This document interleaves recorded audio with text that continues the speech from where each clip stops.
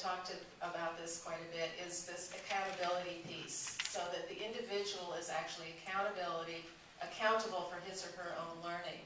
So accountable for taking whatever learning you get at training and translating it, transferring it into the work environment and actually applying it to the job.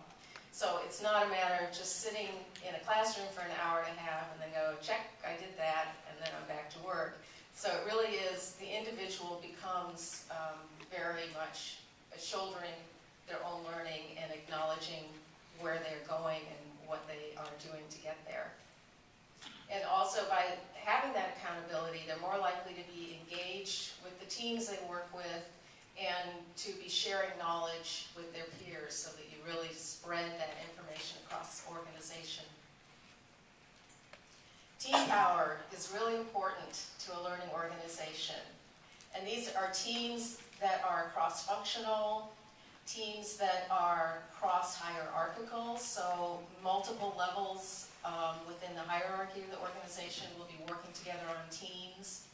Individuals will work on multiple teams, so they don't just work in a static environment with the same few people.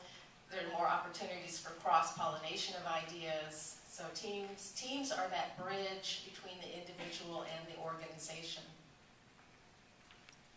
And then water cooler power. This is the heart of knowledge sharing.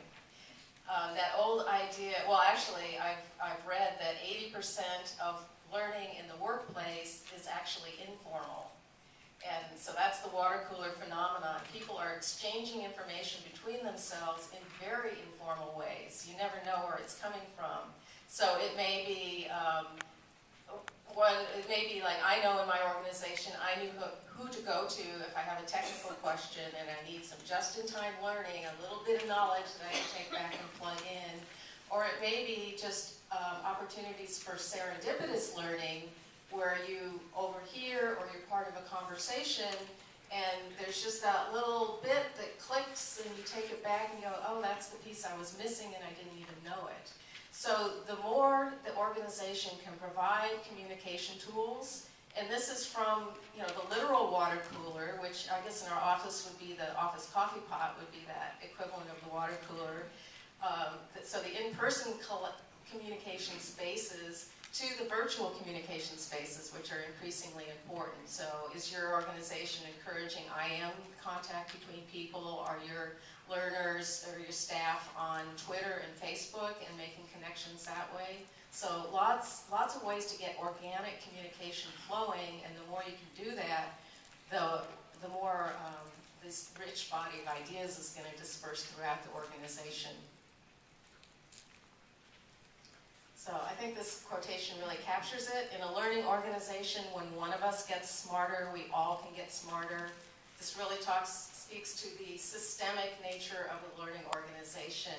Everybody is aligned toward the organizational vision, and learning is spread throughout and shared widely.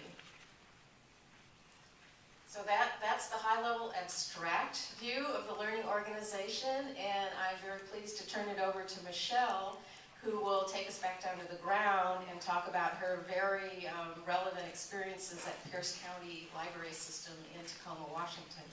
Michelle?